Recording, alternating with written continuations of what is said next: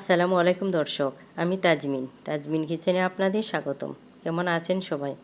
আশা করি সবাই ভালো আছেন। আমিও আলহামদুলিল্লাহ ভালো আছি। আজ আপনাদের সাথে পাকা আম দিয়ে একটা আচার রেসিপি শেয়ার করব। আমার হাতের কাছে পাকা আম থাকায় আমি পাকা আম দিয়ে রেসিপিটা করতেছি। আপনারা এটা কাঁচা আম দিয়েও করে নিতে পারেন, যেহেতু এখন পর্যাপ্ত পরিমাণের কাঁচা আম পাওয়া যাচ্ছে। আমি আমগুলি স্কিনটা ছাড়িয়ে নিচ্ছি। এখানে আমি 3 কেজি আম ব্যবহার করেছি। আপনারা আপনাদের পছন্দ মতো বা পরিমাণ মতো আম নিয়ে নিতে পারেন। সবগুলি আম আমি স্কিনটা ছাড়িয়ে ধুয়ে পরিষ্কার করে নিয়েছি। এখন আমি এটা ছোটো ছোটো করে কেটে নেব। কাঁচা আম দিয়ে করলে আচারটা একটু টক হবে, কিন্তু আমার আচারটা পুরোপুরি মিষ্টি হয়েছিল, কারণ আমার আমটা অনেক মিষ্টি ছিল। আপনারা আমার মতো করে সেম প্রসেসটা ফলো করে একটা সুস্বাদু আচার বানিয়ে নিতে পারেন। যারা কখনো ট্রাই করে নাই, আশা করি আজকের ভিডিওটা তাদের কাছে একটু হলেও উপকার হবে। অবশ্যই আমার মতো করে একটা আচার বানিয়ে নিতে পারবেন। যদি পুরো ভিডিওটা দেখেন তাহলে ইনশাল্লাহ আপনারাও সফল হবেন। সবগুলি আম আমি কেটে নিয়েছি। এখন আমি একটা মশলা তৈরি করে নেব। নিয়েছি শুকনো মরিচ, তেজপাতা, নিয়ে নিলাম 2 ধরনের জিরা, মিষ্টি জিরা আর নর্মাল যে জিরা সেটা নিয়ে নিলাম, কিছু ধনিয়া গুঁটা, আর নিয়ে নিলাম এখানে আজওয়াইন, গোলমরিচ, লবঙ্গ, এলাচ, দারচিনি। আজওয়াইনটা অপশনাল, আমার হাতের কাছে ছিল বলে আমি ব্যবহার করেছি। এখন সবগুলি উপকরণ আমি টেলে নিব। সাথে অ্যাড করে দিব 5 ফোড়ন, যেটা আমরা ডালে ব্যবহার করি।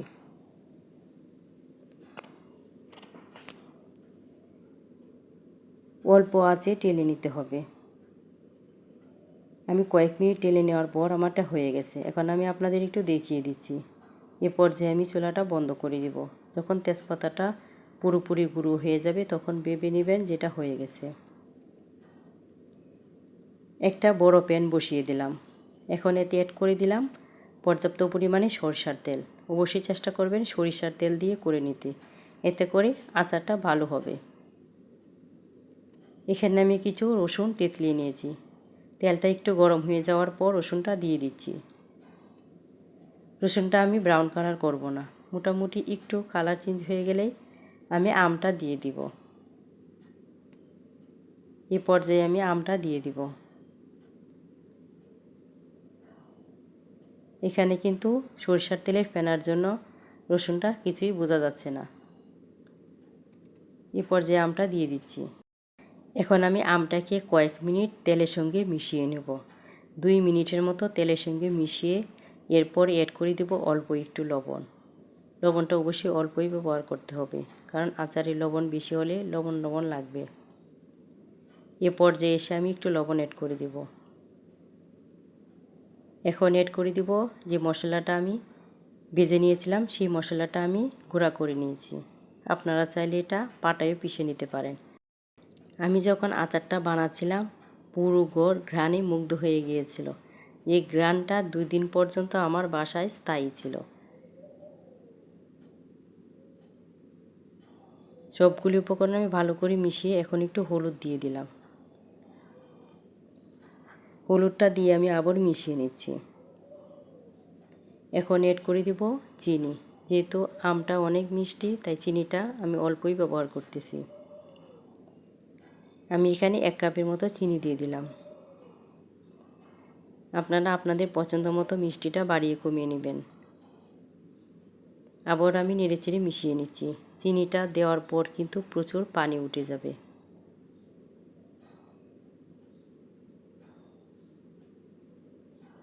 দেখেন কত পানি উঠেছে। চিনি দেওয়ার পর চিনিটা গলে অনেক পানি হয়ে গেছে।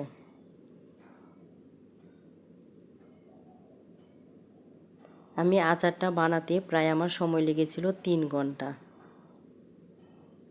এখন আমি অল্প আঁচে এটাকে শুকিয়ে নেব। চুলার আঁচটা আমি মিডিয়াম করে রেখেছি।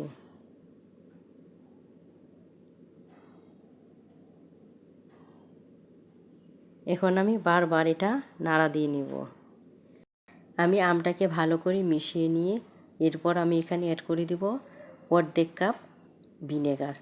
ভিনেগারটা অবশ্যই ব্যবহার করবেন, এতে করে আচারটা দীর্ঘদিন সংরক্ষণ করতে পারবেন। ভিনেগারটা দিয়ে আমি ভালো করে মিশিয়ে নিচ্ছি। আপনারা আমার মতো করে এভাবে একটা সুস্বাদু আচার বানিয়ে নিতে পারেন। আচারটা কিন্তু খেতে ভীষণ মজা হয়েছিল।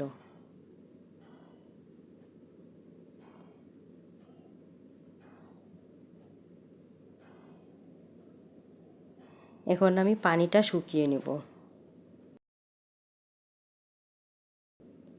আমার আচারের পানিটা শুকানো হয়ে গেছে।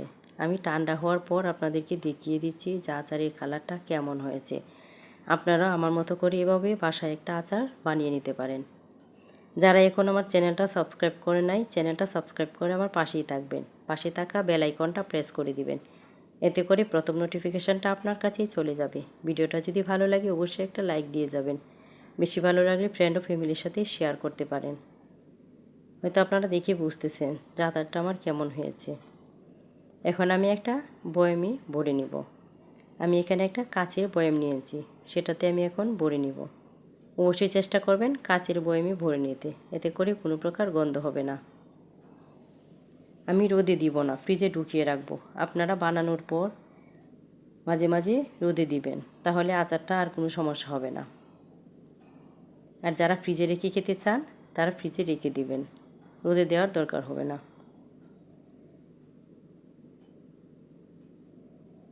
আমার আচারটা পুরোপুরি কমপ্লিট। আপনারা আমার মতো করে এভাবে সহজেই বানিয়ে নিতে পারেন একটা সুস্বাদু আচার। ভালো থাকবেন, দেখা হবে অন্য কোনো ভিডিওতে। আল্লাহ হাফেজ।